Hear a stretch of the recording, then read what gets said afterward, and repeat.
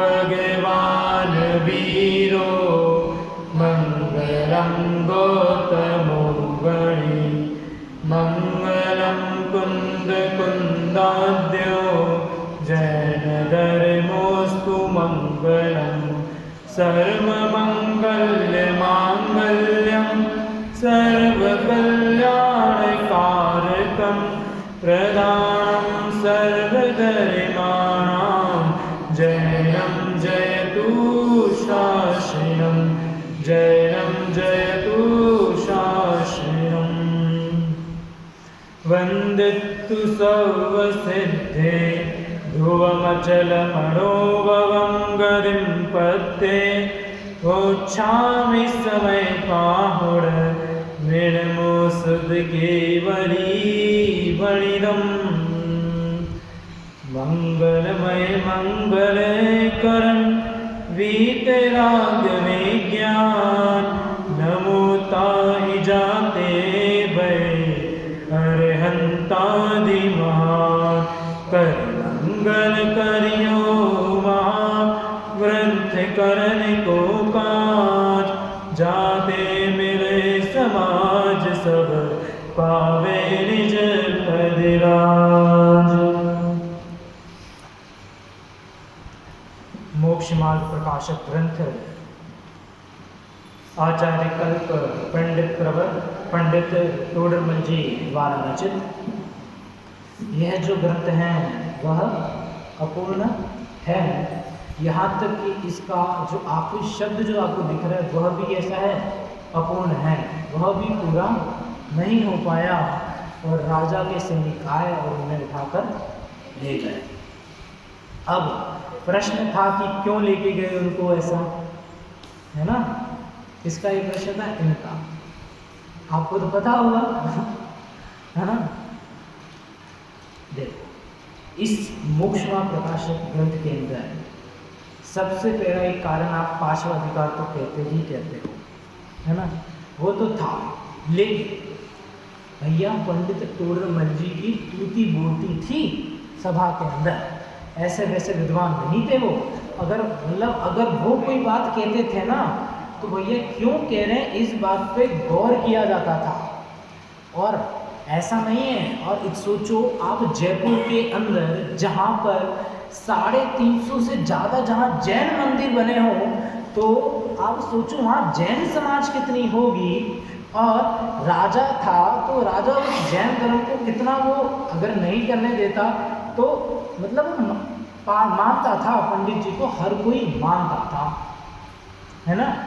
तो भैया एक कारण तो ये जरूर रहा कि उनका पांचवा अधिकार, लेकिन सिर्फ पांचवा अधिकार नहीं कह सकते क्योंकि जैन चाहते तो उन्हें बचा सकते थे। इतनी तो ताकत उस समय इस जैन समाज में थी, पर हाँ देखो क्या अकबर था, अकबर मान सिंह राजा मान सिंह था उस समय का राजा। उस समय 350 अभी तो उस समय 350 जैन मंदिर में पुराने मंदिरों की बात कर रहा हूँ उस समय के। हाँ जयपुर में आज तो कम से कम 450 से या 450 के आसपास जैन मंदिर है आज जयपुर के अंदर। देखो मौत का कारण क्या है, पांचवें अधिकार के साथ साथ जिस सातवें अधिकार को अपन पढ़ रहे हैं जैन मिथ्या दृष्टियों का विवेचन, क्योंकि जब उन्होंने जैन लोगों की ही गलती बताना शुरू किया तो फिर जैन लोगों को भी मिर्ची लगना चालू हुई, ठेस पहुंचना चालू हुई। आप दूसरों के बारे में लिख रहे थे तब तक तो ठीक है। देखो मैं पांचवा अधिकार को इसलिए कह रहा हूँ, पांचवा अधिकार लिखा दिया, पांचवा अधिकार लिख दिया तो भैया फिर उसके बाद फिर छठवां या सातवां अधिकार लिख ही नहीं पाते। अगर पांचवा अधिकार मौत का कारण होता ना तो पांचवे के बाद का कोई भी अधिकार नहीं होना चाहिए था, पर तब तक तो भैया छठवां भी लिखा, सातवां भी लिखा और आठवां 90 के हाफ तक वो है ना तो ज़्यादा से लोग 5वें, 6ठे या 7वें तक पहुँचते हैं। वो इतना भी नहीं होना चाहिए था। अगर 5वां अधिकार मूल में अगर मौत का कारण होता तो सजा का। फिर रहा 7वां अधिकार, उस पर ये कहे सोने पे सुहागा जैसा काम किसने किया? उस 5वें अधिकार पे तिलक लगाने का काम किया उस 7वें अधिकार ने, कि भैया अभी तक तो हम आपको मौत से बचा लेते थे जैन लोग, पर अब नहीं बचाएंगे, क्योंकि आप तो हमारी ही गलती बता रहे हो। हमने आपको उंगली क्या पकड़े, आप तो हाथ पकड़ना लग गए। मतलब टोडरमल जी ने जैन लोगों की भी जो गलती है ना, वो एकदम तर्कों के साथ में उनको बताई। तो अगर अपनी गलती कोई बता दो तो कितना बुरा लगता है? गुस्सा आता है ना कि ये मेरी गलती बता रहा है, मुझे इतना बड़ा हो गया ये, है ना? तो वहाँ पर उन जैन लोगों को ठेस पहुँची। तो उसके बाद तो फिर था ही क्या, जैन समाज भी उनके अगेंस्ट में हो गई थी काफ़ी। तो उसके बाद तो उन्हें भैया कौन बचाने वाला था। अब देखो अपन जिसकी चर्चा कर रहे हैं 7वां अधिकार, उसमें भी निश्चयाभासी मिथ्या दृष्टि जी। व्यवहार की तो बाद में बात करेंगे, पहले तो निश्चयाभासी की पकड़ लिए। अपन सब निश्चय है ना, निश्चय वाले ना अपन। तो निश्चयभासी को पकड़ा है सबसे पहले यहाँ पे उन्होंने। देखो क्या कह रहे हैं। अभी तक अपनी क्या क्या बातें हो गई है, एक बार एक सार कर लेते हैं। ये निश्चयभासी मिथ्या दृष्टि जी अपने आप को केवल ज्ञानी मान रहा था कि मैं तो केवल ज्ञानी हूँ। तो पहले तो उसका ये निराकरण किया कि भैया तू केवल ज्ञानी नहीं है। फिर वो कहता है कि मैं मोह राग द्वेषोपी भावों से भिन्न हूँ। तो फिर उसका निराकरण किया, भैया तू मोह राग द्वेषोपी भावों से भी तू भिन्न नहीं है, ये तेरे ही है। फिर कहते हैं कि 8 जो कर्म है उनसे मैं भिन्न हूँ। तो नहीं भैया, ये भी तेरे ही हैं। फिर यहाँ पर बताया भैया एक के सद्भाव होने पर एक का अभाव हो जाएगा और एक के अभाव होने पर दूसरे का सद्भाव होगा, वो बताया। फिर उसके बाद इसकी चर्चा की कि भैया जो रागादि भाव है वो फिर समय सार का जन्म दिया। फिर अनेक ग्रंथों के फिर योग सार का लिया उसने।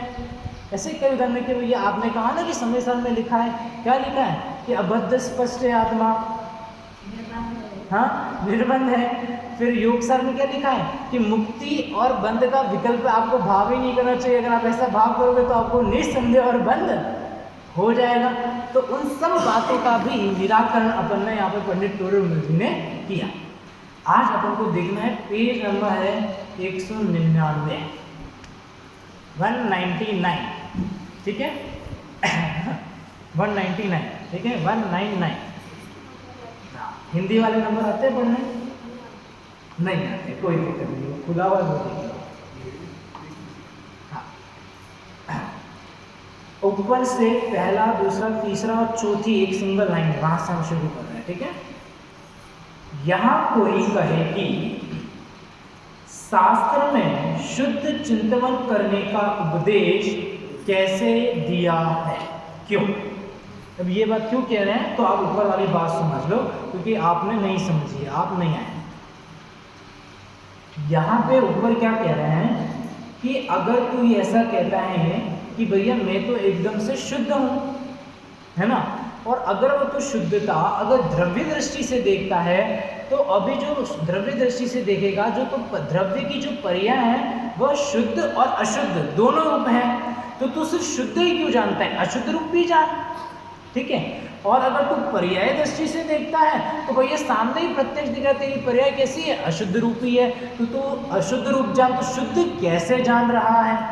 फिर क्या शंकाएं खड़ी की इन्होंने कि भैया अगर तू ऐसा मानता है कि मैं भगवान बन सकता हूँ या भगवान बनूंगा तब तक तो ठीक है, पर तू ये कह दे कि मैं तो भगवान ही हूँ तो काम नहीं चलेगा। अगर मैं आज आपको ये कह दूँ मैं तो साक्षात भगवान हूँ, मेरे सामने पूजा अर्घ चढ़ाओ, तो कौन चढ़ाने वाला है? हैं? नहीं चढ़ा रहे। तो वैसे ही कि मतलब ये मेरा भ्रम है ना, ताकि भ्रम है तुम्हारा, तुम भगवान नहीं हो बोलोगे ना। तो वैसे ही कि भैया तू ये कहे कि मैं भगवान बन सकता हूँ तो ठीक, तेरी बात से हम एग्री करते हैं, पर अगर तू यह कहेगा कि मैं तो हूँ ही भगवान साक्षात अभी भी, तो भैया हम आपकी बात से डिसएग्री करते हैं, हम आपकी बात से एग्री नहीं है। फिर अलग अलग क्वेश्चंस फिर उससे पूछे गए कि अगर भाई तू सिद्ध समान है, तू अगर सिद्ध है ना, तो कह रहा ना मैं सिद्ध हूँ, भगवान हूँ, तू सिद्ध समान है तो तू संसार में क्यों घूम रहा है? मोक्ष में रहना चाहिए ना। अगर तू सिद्ध है तो तू मोक्ष में रहेगा, यहाँ पे क्या काम है तेरा संसार में हमारे साथ है ना। फिर देखो फिर अगला प्रश्न क्या पूछा उन्होंने कि अगर तू ये कह रहा है कि तेरे केवल ज्ञान है, तो भैया मति ज्ञान आदि क्यों दिख रहे हैं हमें तेरे में? अगर मैंने जैसे आपसे प्रश्न पूछूं कि मैंने मेरे रूम में एक चीज़ छुपा के रखी हुई है, बताओ वो कौन सी है, बता सकते हो? नहीं बता पा रहे, तो मतलब आपकी ज्ञान की व्यक्तता भी नहीं हो रही है वहाँ पे। तो सामने दिख रहा है आपको अभी मतिश्रुत ज्ञान है, मतिश्रुत ज्ञान है, केवल ज्ञान नहीं है, ठीक है। फिर अगला प्रश्न क्या पूछा, अगर ये कह रहा है कि भैया द्रव्य कर्म 9 कर्म से अगर तू रहित है ना, 8 कर्मों से, तो भैया तेरी ज्ञानावरण ज्ञानादि की व्यक्तिता क्यों नहीं हो रही पूरी तरीके से? मतलब तो उससे कोई सवाल मैंने पूछा, तेरे आपके ज्ञान में आपको कोई चीज़ याद क्यों नहीं हो पा रही है? आपको कोई चीज़ ज्ञान क्यों नहीं हो पा रही? आप उस दीवार के उधर क्यों नहीं देख पा रहे हो? तो मतलब अभी आपकी व्यक्तिता पूरी नहीं हुई, उसमें अभी अभाव हो रहा है। तो आप ये कैसे कह सकते हो कि आपके द्रव्य कर्म और 9 कर्म नहीं है? फिर बोल रहे भैया तू ये कह रहा है कि तू परम आनंदमय है, परम सुखी है, तो भैया तू काम क्यों कर रहा है? दुकान में जाके काम क्यों कर रहा है? दुकान क्यों खोल रहा है? खाना क्यों खा रहा है? पानी क्यों पी रहा है? तो खुश है तो क्यों? जब आदमी खुश है तो ये सब क्यों करेगा? खुशी होने के लिए अपन ये करते हैं, जब दुखी होते हैं तो, है ना। तो खुश है तो इन सब की जरूरत नहीं है। तो फिर देखो लास्ट में, अगर जन्म मरणादि दुख नहीं है, जन्म और मरण अगर दुख नहीं है, तो तू काहे दुख कर रहा है? किसी के जन्म होने पर तेरे परिवार में तू क्यों खुश हो रहा है, और क्यों तेरे परिवार में किसी के मरण होने पर दुखी हो रहा है? क्यों हो रहा है? नहीं होता है ना जन्म मरण से दुख, तो सुख दुख तो क्यों हो रहा है? तो इसीलिए उसे क्या कहा कि भैया इन सब में क्या है? भ्रम है। क्या है? उन्हें भ्रम पाल रखा है। अब देखो आगे, अब इसी बात को आगे देखो, यहाँ कोई कहे कि शास्त्र में शुद्ध चिंतन करने का उपदेश कैसे दिया है? मतलब शास्त्र में ये कहा ना कि आप शुद्ध चिंतन करो, मतलब अपने आप को शुद्ध जानो, अपने आप को शुद्ध जानो। तो भैया ये बात शास्त्रों के अंदर क्यों कही? ऐसा उपदेश आचार्यों ने क्यों कहा कि भैया आप अपने आप को शुद्ध जानो? क्यों कहा आपको? तो देखो क्या कह रहे, उत्तर सुनना, बहुत सुंदर उत्तर है। एक तो द्रव्य अपेक्षा शुद्धपना है, मैं बोला एक तो द्रव्य अपेक्षा शुद्धपना है, एक पर्याय अपेक्षा शुद्धपना है। मतलब एक तो आप द्रव्य दृष्टि से बात करोगे, एक दूसरी बात होगी पर्याय दृष्टि से। द्रव्य अपेक्षा शुद्धपना और एक पर्याय अपेक्षा शुद्धपना, इन दो बातों को अपन लेंगे, ठीक है। तो आगे देखो, वहाँ द्रव्य अपेक्षा तो पर द्रव्य से भिन्नपना और अपने भावों से अभिन्नपना, उसका नाम शुद्धपना है। देखो क्या कह रहे हैं, वहाँ मतलब कहाँ? यहाँ पर जहाँ शास्त्र में कहा ना शुद्ध चिंतन करो, वहाँ क्या कह रहे हैं? द्रव्य अपेक्षा से, आप जैसे समझो एक ये द्रव्य है और एक मैं द्रव्य है, ठीक है।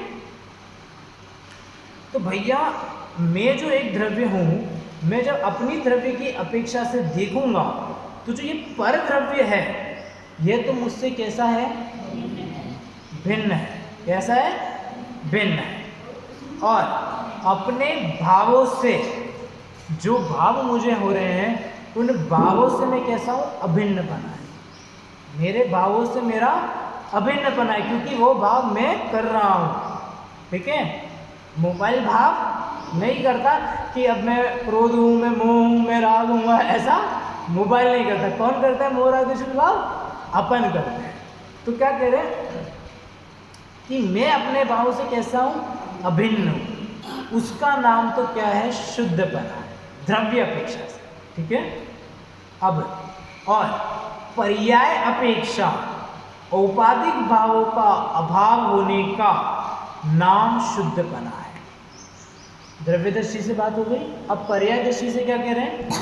क्या भैया कि अब आपको जो ये पर द्रव्य की अपेक्षा जो पर भाव हो रहे थे ना, पर मोरादर्शी भाव जो हो रहे थे, जो ये औपाधिक भाव हो रहे थे, इनका अभाव हो जाना, इनका अभाव हो जाना पर्याय में भी उसे क्या कहेंगे? शुद्धपना पर्याय अपेक्षा से। ठीक है, फिर क्या? शुद्ध चिंतन में द्रव्य अपेक्षा शुद्धपना ग्रहण किया है। क्या कह रहे हैं? जो शुद्ध चिंतन आपको करना है ना, जो शास्त्रों में कह रहे हैं शुद्ध चिंतन करो, तो वो द्रव्य अपेक्षा से शुद्धपना ग्रहण करना है। इससे द्रव्य अपेक्षा से, और द्रव्य अपेक्षा में क्या कहा? पर द्रव्य की अपेक्षा से तो भिन्न मानना है, परंतु आप जो भाव कर रहे हो ना, उससे तो आप अभिन्न ही हो, उससे तो आप अभिन्न हो, उससे आप भिन्न नहीं हो। ठीक है, तो उस अपेक्षा से तो आप शुद्धपना आपको मानना है। ठीक है, देखो आगे वही समयसार व्याख्या में कहा है गाथा नंबर 6 की टीका में। इसकी गाथा नंबर 6 की टीका में समयसार में, और समयसार की गाथा 6 की टीका मतलब अमृतचंद देव द्वारा रचित आत्मख्याति टीका। उसमें देखो क्या कह रहे हैं? एष एवाशेष द्रव्यांतर भावेभ्यो भिन्नत्वेनोपास्यमानः शुद्ध इत्यभिलभ्यते। समझ में नहीं आएगा, मैं हिंदी पढ़ लेता हूँ। ठीक है, तो देखो क्या कहते हैं। इसका अर्थ यह है कि आत्मा प्रमत्त अप्रमत्त नहीं है, सो यही समस्त परद्रव्यों के भावों से भिन्नपने द्वारा सेवन किया गया शुद्ध ऐसा कहा जाता है। क्या कह रहे हैं? कि जो आत्मा है वह न तो प्रमत्त है न तो अप्रमत्त है। ठीक है, न तो प्रमत्त रूप है न तो अप्रमत्त रूप है। सो यही क्या कह रहे हैं? जैसे अपन ने समझा था ना कि जो वस्तु है वह न तो अच्छी है न तो बुरी है, उसे देखने का भाव सबका अलग अलग है। किसी के लिए वो चीज़ अच्छी भी हो सकती है और किसी के लिए वो चीज़ बुरी भी हो सकती है, और किसी समय वो चीज़ अच्छी है और किसी समय वो चीज़ बुरी है। तो वैसे ही क्या कह रहे हैं? ये जो आत्मा है ना, वह न तो प्रमत्त रूप है न तो अप्रमत्त रूप है। तो आगे क्या कह रहे हैं? सो यही मतलब प्रमत्त और प्रमत्त रूप नहीं है ना, तो यही समस्त परद्रव्यों के भावों से, क्या कह रहे हैं? समस्त परद्रव्यों के भावों से। परद्रव्यों के भावों से मतलब कि आपको जो ये परद्रव्यों को देख करके जो भाव आपको हो रहे ना, उनके निमित्त से, उन भावों से भिन्नपने द्वारा, आप उनसे क्या हो? भिन्नपने के द्वारा सेवन किया गया शुद्ध ऐसा कहा जाता है।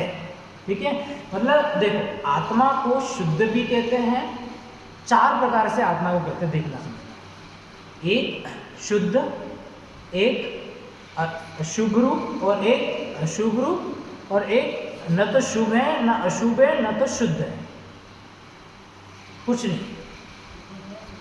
देखो जब मोरादेश में अगर आप पाप में जाओगे तो गलत काम तो वो अशुभ, ठीक है, पुण्य वगैरह आप कहोगे दयादान तो शुभ। शुद्ध में निज आत्मा को जानने, तब उसमें जो शुद्ध भाव होता है ना आपको, तो वो शुद्ध।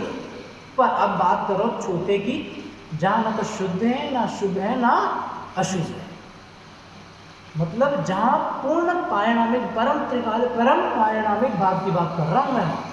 मतलब आत्मा को शुद्ध अगर आपने जाना ना, अगर आप इच्छा करके जानोगे ना, तो नहीं होगा काम, वो विकल्प हो जाएगा। फिर आपको आत्मा को एकदम ऐसा जानना, बस आत्मा है बस, और कुछ नहीं, मतलब ही नहीं अपन को न मतलब आत्मा को आत्मा जानना है ना, वो शुद्ध शुभ अशुभ उन चीज़ों में पढ़ना ही नहीं है। तो उस समय आत्मा ना शुभ है, ना अशुभ रूप है, न शुद्ध रूप है। आत्मा आत्मा है, आत्मा आत्मा है। ये सब बाहर के जो शुद्ध शुद्ध कह रहे हो आप, ये परिणामों की वजह से कह रहे हो कि भाई कैसे विकल्प हो रहे, कैसे परिणाम हो रहे, उस अपेक्षा आपने कहा। बाकी आत्मा तो आत्मा है, उसमें कोई लेना देना ही नहीं शुभ अशुभ शुद्ध, एकदम अलग उनसे। उसकी देखो क्या कह रहे हैं कि उस समय ना जब अप्रमत्त और प्रमत्त कह दिया ना कि अप्रमत्त रूप भी नहीं है और प्रमत्त रूप भी नहीं है, तो उस समय जो परद्रव्यों की अपेक्षा से जो आपको भाव हो रहे हैं, या परद्रव्य के जो भावों से आप क्या हो, भिन्नपना बता रहे हैं। पहले तो क्या बताया कि पर द्रव्य से तो आप भिन्न हो, लेकिन जो भाव आप कर रहे हो वो तो उससे आप अभिन्न, मतलब वो तो आपके ही है। तो पर अब यहाँ क्या कह रहे हैं, उन भावों से भी कैसे हैं अपन, भिन्न है। भिन्न पने द्वारा सेवन करना वो शुद्ध ऐसा कहा गया है। अब आत्मा को न तो प्रमत्त रूप जानना है, न तो अप्रमत्त रूप जानना है। आत्मा को एक अकेला भगवान, आत्मा भगवान जानना, बस परम पायनामिक भाव का आपको आश्रय लेना, बाकी किसी चीज का कोई लेना देना नहीं है।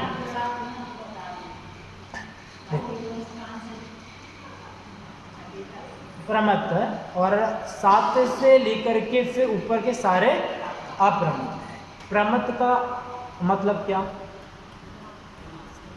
प्रमाद सही, और अप्रमत्त का मतलब है प्रमाद रहित। अब दोनों अवस्था में देखना, प्रमत्त को समझ लो। देखो मुनिराज को, देखो आपके लिए जो पहले गुण स्थान में है उसके लिए छठवें गुण स्थान का जो भाव है ना, वो बहुत ही ज़्यादा अच्छा है। क्या है, बहुत ही ज़्यादा मंद है, ठीक है। पर जो छठे साथ में जब मुनिराज झूलते हैं ना, तो सातवें गुण स्थान की अपेक्षा आप देखोगे ना, तो छठवां भाव जो है ना वो अच्छा नहीं है। वो छठे गुण स्थान जो छठा गुण स्थान है ना, वो अच्छा नहीं है। वो उनको प्रमाद डालता है, मतलब उनके जो ध्यान है ना, उनको लीन होना होता है, अपने आप को जाना, उसमें वो विघ्न डालता है कि वो अपनी उतनी लीनता नहीं कर पा रहे हैं, ठीक है। तो छठवें गुण स्थान तक को क्या गिना, प्रमत्त, या माना प्रमत्त मतलब प्रमाद सही, और सातवें से लेकर के लास्ट सिद्धालय तक अप्रमत्त, जहाँ प्रमाद रहित। अब प्रमाद, एक जगह प्रमाद रहित और एक जगह प्रमाद सहित क्यों कह रहे हैं? अब क्योंकि सातवें से लेकर के ऊपर की जितनी भी गुण स्थान है, उन सभी में आपको किसी प्रकार का कोई आलस, ऐसा कोई कार्य जो पंद्रह प्रमाद है वो कुछ होते ही नहीं। आप अपने आप में खाली लीन होते हैं, आपको कोई मतलब ही नहीं होता बाहर की किसी चीज से। लेकिन छठवें गुण स्थान तक आपको ऐसा भाव हो सकता है, जैसे ग्रंथ लिखने का भाव, ये सब प्रमाद का भाव, ये प्रमाद है कि भैया आप अपने आप में नहीं लीन हो पाए, तो ये आपके प्रमाद के कारण, कि आपके शरीर का जो प्रमाद है ना, उसके कारण आप उस स्वरूप के अंदर तटस्थ नहीं हो पाए, तो ये प्रमाद के कारण। तो वहाँ पर भी हमने प्रमत्त लिया है, कहाँ तक, छठे गुण स्थान तक। लेकिन छठवें गुण स्थान में एकदम सबसे मंदतम मंद होता है, मंदतम प्रमत्त होता है, ठीक है, और सबसे ज़्यादा मृत्यात्मक होता है प्रमत्त, ठीक है। और अब गुण स्थान की अपेक्षा कम होता जाता है। देखो क्या कह रहे हैं, न तो प्रमाद रूप है आत्मा, न तो अप्रमाद रूप है आत्मा। प्रमाद और अप्रमाद से एकदम रहित, भिन्न एक आत्मा है, ठीक है। अब देखो आगे क्या कह रहे हैं। अब उसी समय ग्रंथ के अंदर, अब गाथा नंबर 73 में देखो क्या कह रहे हैं। समस्त कारक चक्र प्रक्रियोत्तर निर्मलानुभूति मात्रत्वात् शुद्धो। देखो क्या कह रहे हैं, समस्त ही कर्ता कर्म आदि कारकों के समूह की प्रक्रिया से पारंगत ऐसी निर्मल अनुभूति जो अभेद ज्ञान तन मात्र है, उससे शुद्ध है। इसीलिए ऐसा शुद्ध शब्द का अर्थ जाना। अब यहाँ पे शुद्ध शब्द का अर्थ बताया है कि शुद्ध मने क्या, शुद्ध मने से आपको क्या लेना है, तो देखो क्या कह रहे हैं। समस्त ही कर्ता, मतलब जितने भी कर्ता है उस कार्य को करने में अनेक कारण होते हैं। तो एक कर्ता, एक कारक, समस्त ही कर्ता, कर्म आदि कारकों के, मतलब कर्ता, कर्म, करण, संप्रदान, अपादान और अधिकरण, बस 6। हिंदी में 8 होते हैं पर यहाँ पर 6 ही होते हैं। अपने जिनागम में 6 कारक होते हैं, ठीक है, 8 नहीं, ठीक है। देखो, कर्ता, कर्म आदि 6 कारकों के समूह की, क्योंकि कोई भी कार्य होगा तो ये 6 कारक संबंध सहित होगा कार्य, तो उस समूह की प्रक्रिया से वो पूरी प्रक्रिया गुजरेगी। कोई भी काम होगा उसकी एक प्रोसेस होगी, तो उस पूरी प्रक्रिया से पारंगत ऐसी निर्मल अनुभूति, क्या बोले, जब आप अपने आप को जानते हो, जब शुद्धता, जब आप प्रकट करोगे शुद्ध भाव को, उस समय जो कर्ता कर्म, जो 6 कारकों की प्रक्रिया से आप जब गुजरोगे, प्रोसेस से आप गुजरोगे, उस समय जो एकदम पारंगत है उसमें, ऐसी जो एकदम निर्मल अनुभूति जो होती है ना उन 6 कारकों में, जब करते समय उस प्रक्रिया को, जो प्रोसेस को करते समय जो आपको निर्मल अनुभूति हो रही, निर्मल मतलब बिना किसी मल के, ठीक है, वो जो अनुभूति हो रही है, और जो अब भेद ज्ञान तन्मात्र है, अभेद तन्मात्र, क्या कह रहे हैं, अभेद ज्ञान, अभेद ज्ञान मतलब जो ज्ञान भेद भिन्न रूप नहीं है, और जो ज्ञान को टुकड़े टुकड़े में नहीं जान रहे, पूरा एक संलग्न ज्ञान आप एक साथ जान पा रहे हो, उसे मात्र, उससे शुद्ध है, क्या कह रहे हैं, उससे शुद्ध है। जैसे सोना खदान से निकला, सोना खदान से निकला, अब उसकी प्रोसेस किस प्रकार होती है, वो ताप लगते हैं ना, कि एक 16 ताप, मैं साथ ले लो, आजकल टेक्नोलॉजी ज़्यादा आ गई इसलिए कम कर दिया हमने, इसलिए चलो 16 ताप जो मेन प्रोसेस है, ठीक है। अब जब 16 ताप उसमें लगते हैं उस प्रोसेस में, तो मुझे बताओ कि वो जो प्रोसेस हो रही है ना, उस पूरी प्रोसेस के अंदर उस खदान में से वो जो निकला है, वो जो सोना है ना, वो अपना में एकदम अपना में वो सोना है या नहीं है, प्योर है या नहीं है, हाँ। तो वो सोना जो है ना, अपने आप को तो एकदम निर्मल अनुभूत कर रहा है उस प्रोसेस तक जाने तक। वो तो बस क्या सोना ये थोड़ी कहते हैं कि भैया मोम के साथ थोड़ा सा वो पत्थर काला बना है तो उसके साथ में थोड़ा मिल जाए, ऐसा थोड़ी होता है।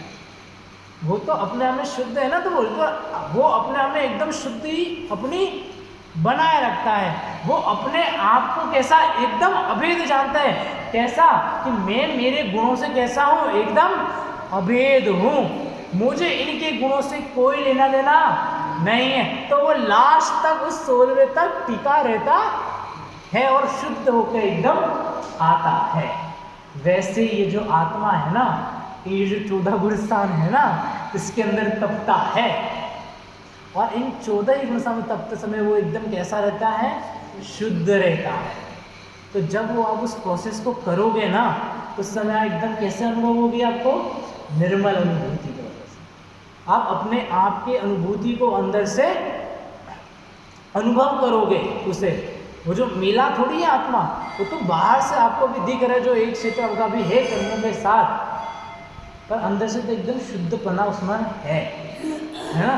तो जब वो प्रगटता जब आएगी शुद्धता की पर्याय में भी, तो वो वैसा ही अंदर से है, तो वैसा ही वो अनुभव उस समय करता है। उससे क्या कहा, शुद्ध कहा है। इसीलिए ऐसा शुद्ध शब्द का अर्थ जानना। आगे, क्योंकि मुझे समाप्त करना है यहाँ तक। चलिए देखो आगे, तथा इसी प्रकार केवल शब्द का अर्थ जानना, क्या कह रहे हैं, इसी प्रकार केवल शब्द का भी अर्थ जानना, जो परभाव से भिन्न नी केवल आप ही हो। क्या बोल रहे हैं? सिर्फ अकेले आप ही हो, आपके अलावा और कोई नहीं है। उसका नाम केवल है। केवल मतलब क्या होता है? जैसे ना केवल आपको, तो मतलब एक, अकेले, ठीक है। केवल किसी बच्चे का नाम हो तो नहीं है ना, है किसी बच्चे, सुना है कभी किसी का नाम केवल है? सुना? अरे है तो सही, मेरे तो भांजे का नाम ही केवल है, आप टेंशन मत। हमारे, अगर आप हमारे घर में नाम देखोगे तो बहुत गजब के मिलेंगे आपको। चरिया ऐसे ऐसे नाम है, चरिया, केवल, हर्ष मतलब हितंकर, महावीर ठीक है। तो अभी जैसे जो एक जो अभी हुई है उसका हमने नाम रखा था, क्या नाम रखा था अभी भूल गया, मैं बाद में बताऊंगा क्या आएगा। देखो आगे क्या कह रहे हैं। इसी प्रकार अन्य यथार्थ अर्थ का अवधारण करना, तो कह रहे हैं इसी प्रकार अन्य यथार्थ अर्थ का, यथार्थ मतलब जहां पर जो अर्थ जैसा है उसी अर्थ को ग्रहण करना, मिलावट मत करना, और एक अपेक्षा जिस बात को वहां कहा गया है उस बात को लेना, पर लेकिन फिर उसी दूसरी अपेक्षाओं को गौण मत कर लेना, उसी को अकेले को भी खाली मुख्य मत पकड़ के मत बैठ जाना। बात तो समझना कि उसी अपेक्षा से वो बात वहां पर कही गई है। हाँ, पर्याय अपेक्षा शुद्धपना मानने से तथा अपने की केवली मानने से महाविपरीतता होती है। क्या कह रहे हैं? अगर इसीलिए अपने को द्रव्य पर्याय रूप अवलोकन करना, द्रव्य से सामान्य स्वरूप अवलोकन करना, पर्याय में अवस्था विशेष अवधारण करना। क्या कह रहे हैं टोटल बल जी? हैं? देखो क्या कह रहे हैं।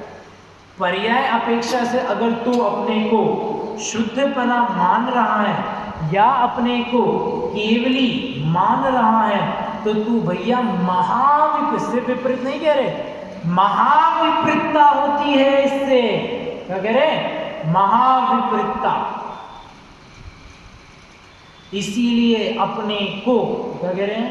इसीलिए अपन को, मुझे, मेरे को, स्वयं को द्रव्य और पर्याय, जब आप कोई भी देखोगे ना द्रव्य दृष्टि की अपेक्षा या तो पर्याय दृष्टि की अपेक्षा, तो जब आप द्रव्य अपेक्षा या पर्याय अपेक्षा से जब आप किसी भी चीज का अवलोकन करते हो उस समय द्रव्य से तो सामान्य स्वरूप अवलोकन करना,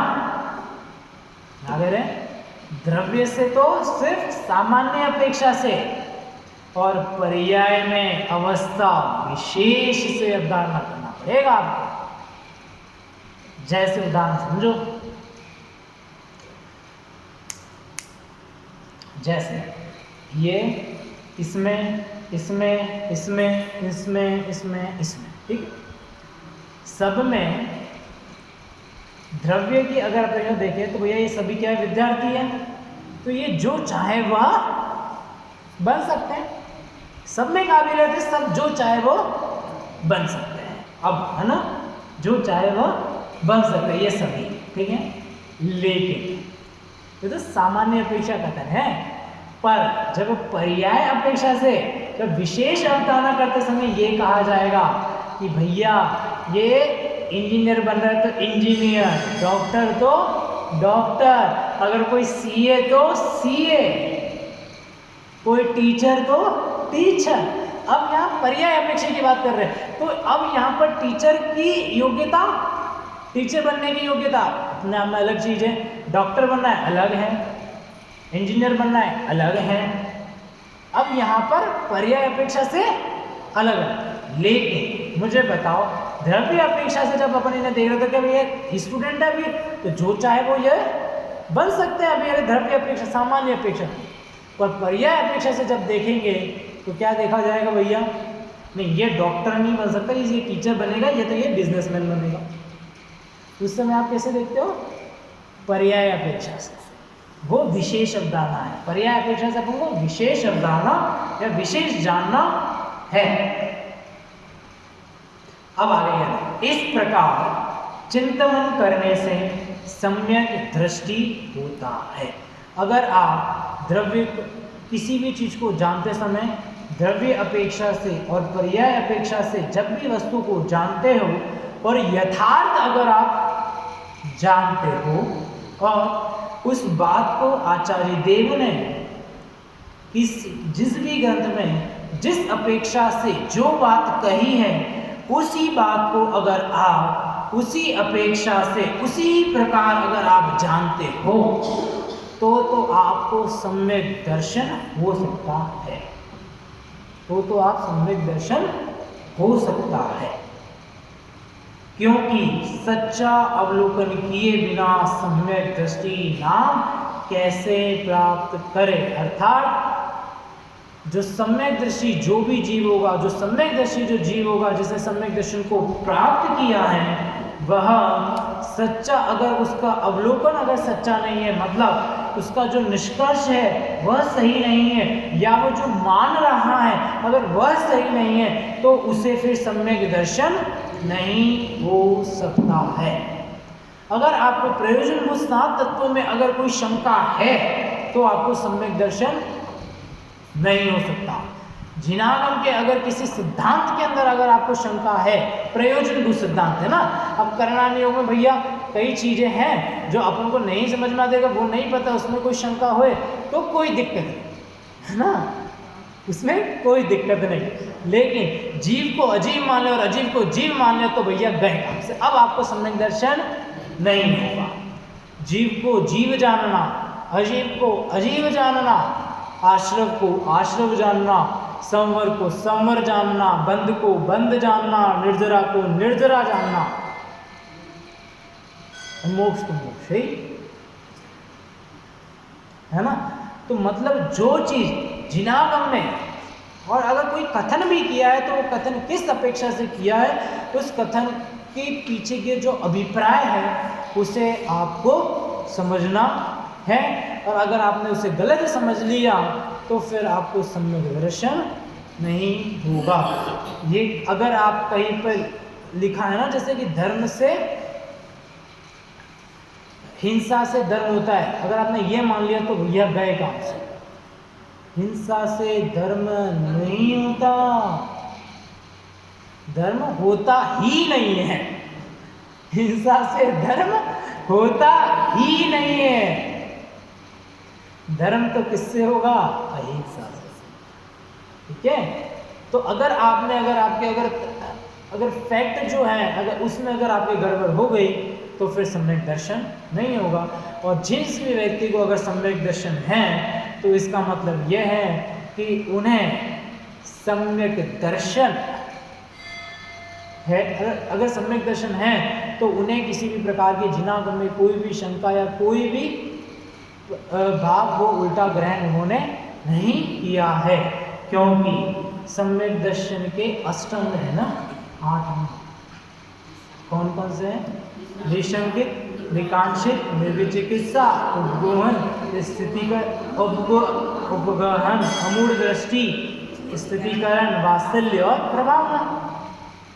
तो निशंकित में पता है आपको किसका उदाहरण दिया जाता है?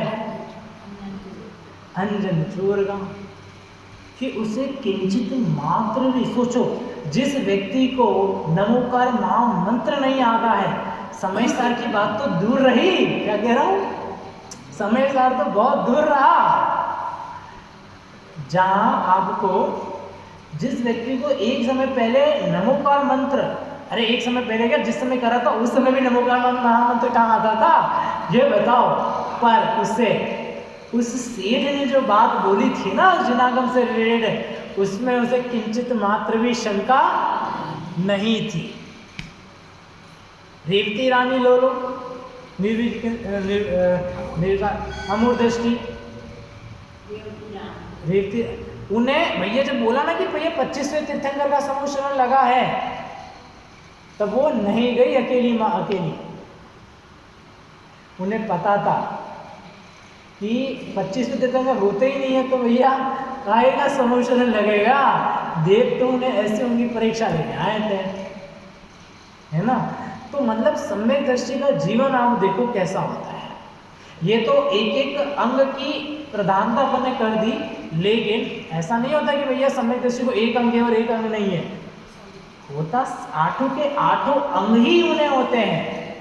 पर जिस समय जिसकी व्यक्तिता प्रकट हो जाए तो वो उसमें वो व्यक्ति प्रसिद्ध हो जाता है, वो बात अलग है। और एक बात बताओ, बहुत गजब की बात है, यहाँ चर्चा अपनी होगी मोक्ष प्रकाश की, लेकिन जैसे अपन है ना उदाहरण देते हैं ना, देखो जो मोक्ष जो तद्भव मोक्षगामी जीव होता है वह देखो व्रज वृषभ नारा सहन शरीर के साथ होता है, ठीक है। कंडीशन देखना, बता दो, बहुत सुंदर मजा आएगा आपको। अंजन चोरी की स्टोरी देखो आप, ये चोरी और वो ऐसे उन गरीब में तो वो पैदा होता नहीं है, तो अंजन चोर कहाँ पैदा हुआ था पता है आपको? वो राजा का लड़का था। अंजन चोर कोई चोर थोड़ी था जन्म से। इसे पता है आपको, वो तो चोर नहीं था, वो राजा का पुत्र था, राजा का। मतलब ये समझो वो पुण्यहीन नहीं हुआ था पैदा, तो उसे चोरी करनी पड़ रही थी। वो अपनी खुद की गलती से वो वैसे में पड़ा। मतलब भैया वो तद्भव मोक्षगामी जीव था ना, तो उसको पूरा ध्यान रखा गया था कि भैया उसे राजा के घर में ही पैदा किया गया था, उसे पूरी भोग सामग्री उपलब्ध थी, सब कुछ था। लेकिन अब सोचो, शरीर मतलब सब कुछ ही मिला, लेकिन अब सोचना, अब बात इसमें सब कुछ मिलने पर भी उसे कुछ काल के लिए भटकना था गलत काम में, तो वो उन व्यसनों में पड़ा। सब कुछ मिला था ना पुण्य के उदय से, तो पर उसका पापोदय ऐसा था कि उसने उस पुण्य को भी लात मार दी, छोड़ दिया और पाप में लग गया। पर वापस जब आया उस पापोदय से छूटा ना, तो कैसा छूटा? ऐसा छूटा कि मोक्ष में गया। उसके बाद फिर कभी स्टॉपेज नहीं भैया।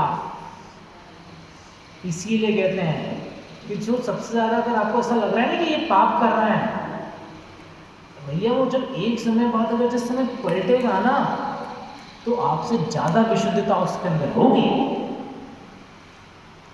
इसीलिए जो अपन को जैन धर्म जो है ना वो सहज मिल गया ना, तो आपको इसकी महिमा नहीं है।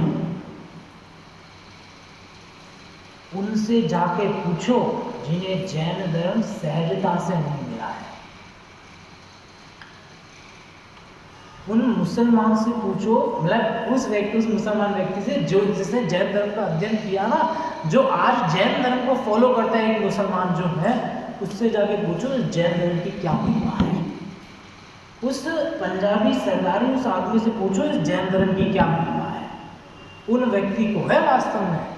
इस एक राजपूत आदमी से पूछो जो न्याय का प्रकांड विद्वान है, आज अच्छे उसके सामने पानी फेरते हैं कि इस जनार्दन की क्या महिमा है।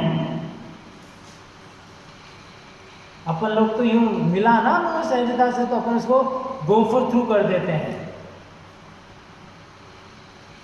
उनसे पूछो जो अमेरिका में जो लोग हैं ना, जिन्हें उन्हें दर्शन नहीं मिल रहे, जिन लोगों को मंदिर के, जिनके पास मंदिर नहीं है और जो चाहते हैं कि भैया हमें मंदिर दर्शन करने जाने मिले रोजाना, उनसे जाके पूछो जैन धर्म की महिमा क्या है। जिनको बात सुनने को नहीं मिल रही है, उनसे जाके पूछो जैन धर्म की क्या महिमा है। अपन लोग को क्या बहुत ज़्यादा इजी में जो चीज़ मिल जाती है ना, अपन को उसकी कभी महिमा नहीं आती है। आपको खाने की कोई महिमा नहीं है ना, 2 दिन आपको हम खाना नहीं देंगे ना, तो आपको पता पड़ेगा कि खाने की क्या महिमा है। आप अभी जो खाना इतना सारा ले लेते हो और फिर फेंक देते हो, है ना। मैं देखता हूँ शादियों में आप रेस्टोरेंट में जाते हो, मंगवा लेते इतना सारा खाना और फिर फेंक के आ जाते हैं। तो आपको उसकी महिमा नहीं है उस खाने की। उस गरीब से पूछो जिसको एक टाइम में रोटी खाने के लिए, उसको महिमा है। तो वैसे ही जो जैन धर्म जिन्हें नहीं मिल पा रहा है ना, जो चाहते हमें मिले, उनसे जाके पूछो जैन धर्म की महिमा क्या है। आइंस्टाइन का नाम सबने सुना है, साइंटिस्ट।